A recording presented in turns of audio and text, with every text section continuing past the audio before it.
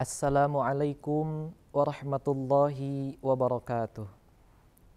Bismillah walhamdulillah alladzi hadana lil islami wal iman wa khassa ba'da ibadihi bit ta'ah wa ba'dahum bil isyan. Wassalatu wassalamu ala afdali rasuli sayyidi waladi Adam sayyidina Muhammadin sallallahu alaihi wasallam wa ala alihi wa ashabihi wa azwajihi wa dhurriyyatihi adada ma jara bihil qalam, amma ba'du. Menjadi seorang yang berilmu merupakan suatu kemuliaan yang luar biasa. Dalam Islam ada banyak sekali keutamaan bagi para penuntut ilmu yang dapat diraih. Bahkan Islam mewajibkan setiap umatnya untuk menuntut ilmu. Tidak kenal dengan yang namanya usia, tidak tahu apa itu waktu, dan tidak terikat dengan yang namanya tempat. Siapapun, kapanpun, dan dimanapun, wajib hukumnya untuk menuntut ilmu. Ikhwanul muslimin rahimakumullah, hal ini menunjukkan bahwasanya ilmu dan Islam adalah satu kesatuan yang tak dapat terpisahkan. Karena memang pada dasarnya ilmu dan Islam adalah satu kesatuan. Sebagaimana yang dikatakan oleh seorang ilmuwan terkenal, Albert Einstein pernah mengatakan, "Science without religion is blind, religion without science is lame." Ilmu tanpa agama itu buta, agama tanpa ilmu itu lumpuh. Dari pernyataan tersebut, maka timbullah satu pertanyaan di dalam benak kita. Seberapa pentingkah ilmu bagi kita? Di dalam satu mahfudzat disebutkan, "Laulal ilmu lakana an-nasu kal bahaim." Kalaulah bukan karena ilmu, maka sungguh manusia akan seperti hewan. Oleh karena itu, marilah kita bersungguh-sungguh dalam menuntut ilmu, agar kita bisa menjadi seorang muslim yang berilmu, beriman, serta bertakwa.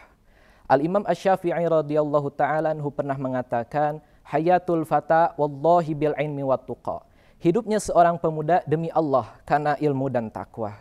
"Idzlam yakuna la'tibara li dzatih." Apabila tidak ada keduanya, maka hilanglah harga dirinya. Dengan ilmu dan iman, kita akan dengan mudah membedakan antara yang hak dan yang batil, mana yang halal dan mana yang haram. Ikhwanul muslimin rahimakumullah, akan tetapi di lain sisi, Imam Mujahid bin Jabir radhiyallahu ta'ala anhu pernah mengatakan, la yanalul ilma mustahyun wala mustakbirun. Tidak akan pernah mendapatkan ilmu seseorang yang pemalu dan sombong. Yang pertama, malu. Terkadang manusia dihalangi oleh rasa malu untuk bertanya tentang ilmu. Malu dalam belajar. Malu nanti akan disebut sebagai orang yang bodoh. Malu duduk di majelis ilmu karena sudah tua. Dan berbagai macam alasan lainnya. Maka selama itulah dia tidak akan pernah mendapatkan yang namanya ilmu. Karena di dalam ruang lingkup thalabul ilmi, jangan ada yang namanya rasa malu. Sebab itu bukan pada tempatnya. Yang kedua adalah sombong. Sifat ini merupakan sifat yang paling menghalangi seseorang untuk mendapatkan yang namanya ilmu. Menjadikan seseorang awet lestari di dalam kebodohannya dan membuatnya tertipu, merasa lebih hebat, merasa paling pintar, padahal tidak ada apa-apanya. Bahkan ditegaskan di dalam kitab Ta'limul Muta'allim, al-ilmu harbun lil fatal muta'al. Ilmu itu musuh bagi seseorang yang sombong. Oleh karena itu, rendahkanlah hati kita. Bersikaplah tawadu agar kita mudah mendapatkan cahaya ilmu.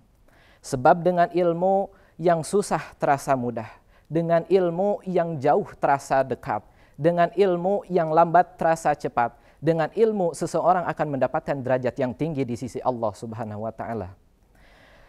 Akan tetapi jangan sampai lupa, setelah kita mendapatkan ilmu, maka amalkanlah. Karena disebutkan di dalam satu mahfudzat, al-ilmu bila amalin kasyajari bila thamarin. Ilmu tanpa amal bagaikan pohon tanpa buah. Jika kita telah mendapatkan ilmu, maka harus diamalkan di dalam kehidupan kita sehari-hari. Jika tidak, maka niscaya akan datang pada kita satu musibah yang berbahaya. Menukil dalam kitab Mukhtarul Ahadits, Nabi SAW bersabda yang diriwayatkan oleh Al-Imam Ibnu Abi Syaibah, afatul ilmi an-nisyan. Penyakitnya ilmu itu ialah lupa. Ikhwanul muslimin rahimakumullah, mudah-mudahan kita semua tetap diberi hidayah dan taufik oleh Allah Subhanahu wa taala dalam memanfaatkan sisa-sisa umur kita untuk selalu taat beribadah kepada Allah Subhanahu wa taala, untuk selalu berjuang bersungguh-sungguh dalam menuntut ilmu. Dan mudah-mudahan Allah menjauhkan kita, Allah melindungi kita dari berbagai macam hal-hal yang dapat menggugurkan keberkahan ilmu. Amin ya rabbal alamin. Allahumma inna nas'aluka ilman nafi'an wa rizqan wasi'an wa amalan mutaqabbala. Hakadha minni wallahu a'lam. Assalamualaikum warahmatullahi wabarakatuh.